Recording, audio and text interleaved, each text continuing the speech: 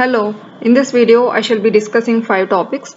The first topic is World Diabetes Day. On November 14th every year annually we observe this World Diabetes Day for reiterating on the various things about this particular disease of diabetes.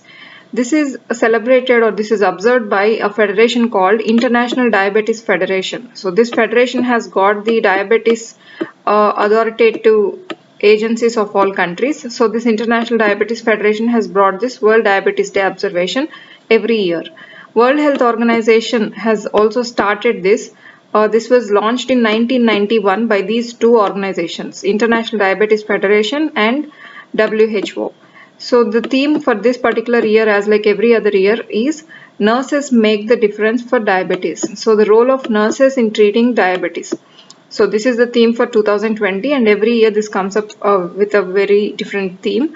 So nurses make the difference for diabetes is the theme for 2020. The next topic is SpaceX Crew One Dragon. So SpaceX is a company that is an American aerospace manufacturing company. So we know that SpaceX Dragon spacecrafts. So these SpaceX Dragon spacecrafts have now started sending crew. So crew or people to International Space Station. So this is the first of its kind to send crew through the spacecraft. So this is named as SpaceX Crew One Dragon, as this is the first one to be sending crew. So this is the first crewed operational flight of this spacecraft, and spacecraft with crew in a short we can call this as.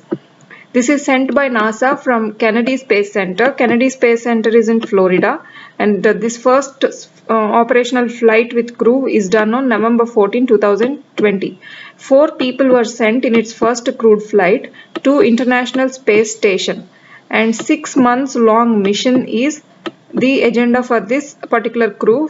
4 people will be staying there for around 6 months.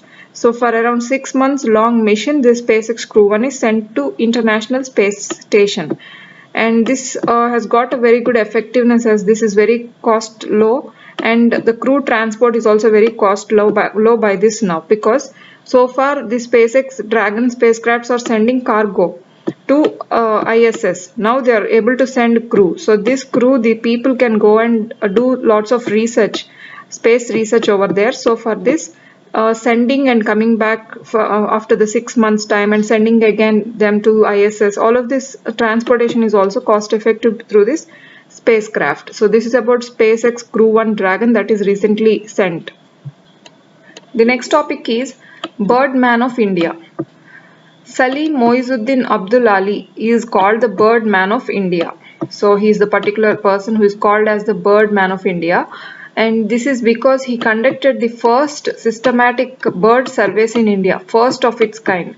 So prior to Salim, nobody has conducted these bird surveys in India. So this systematic bird survey projects are conducted by this first person called Salim Moizuddin Abdul Ali. So he's called the Birdman of India, and he's a bird lover and a naturalist. He wrote so many ornithology books. So ornithology is the study of birds. So related to that, he wrote so many books, and few important books are Sydney Dillon Ripley and Handbook of Birds in India and Pakistan. He's the first one to conduct these surveys in India, but he just not only surveyed on Indian birds but also birds from Pakistan. So this particular volume, this handbook is very important because it has got 10 volumes of it. So 10 volumes of Handbook of Birds is a big thing. So this is written by Salim Moizuddin Abdul Ali, and his birth anniversary is observed every year. So, and this is about Birdman of India, whose birth anniversary is on November 12th. So this is in news recently.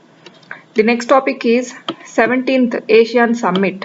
So ASEAN is Association of Southeast Asian Nations, a group of 10 countries, and all of them belong to Southeast Asia. So this is a brief thing about ASEAN. The virtual summit is conducted in 2020, and the chairing country, the chairperson of this particular 17th summit in 2020 is Vietnam. So Vietnam is the chairing country, and India is also invited by Vietnam, and India participated in 17th ASEAN Summit recently. And the focus is undoubtedly it would be about COVID-19. So economic turmoil that these Asian countries, Southeast Asian countries are facing due to COVID-19 and what solutions we can bring up for the upliftment of economy in these countries is the basic theme or focus of this of the debate in Asian Summit this year. And broad-based strategic ties are also discussed in the summit. So the strategic ties between these 10 countries must be broad-based, they must not be narrow. So involving all countries, involving all the 10 countries of Southeast Asia, the strategies must be framed. So this is also a theme or a focusing point, and peace and stability to be maintained in all the 10 countries during COVID-19 time. So where there are so many contentions or any diverse thoughts that are breaking the relation between the any of the 10 countries, there has to be a peaceful atmosphere in those countries. So this is also a topic. So three focusing points of economy, strategy and peace and stability are discussed in 17th ASEAN Summit that is held recently. So the last topic for today is Sandalwood Museum. The Sandalwood Museum is the first museum in India, first of its kind. So the first Sandalwood Museum is named as Aranya Bhavan.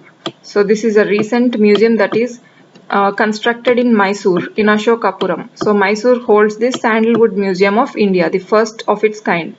And the agency that built this museum is Regional Forest Department.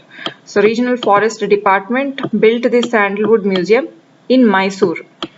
The objective of this museum is to educate farmers on sandalwood cultivation. We know our farmers are more inclined towards this kind of farming of cereals and all, but they are less towards this cash crops or any kind of sandalwood crops and also to educate farmers that they have got good incentives even for sandalwood cultivation. This is the main objective of Sandalwood Museum. And this museum is also going to give technical support to these farmers. If a farmer wants to have sandalwood fields, this is going to give them technical support, and not just supporting them but also providing them timely information from time to time on the availability of sandalwood saplings and how to control pest control measures and how marketing facilities are available after they grow sandalwood, how they must be marketed, and all such knowledge will also be provided by this Regional Forest Department through this Sandalwood Museum, where farmers will be allowed to go in. So the government incentives and schemes for the sandalwood growers will also be educated to the farmers. So these sandalwood growers will be given good incentives by the government, and there are some schemes exclusively for the sandalwood growers. So all of them will be taught to farmers in this museum. So this is the first sandalwood museum in India in Mysore. So these are the 5 topics for today, and thank you.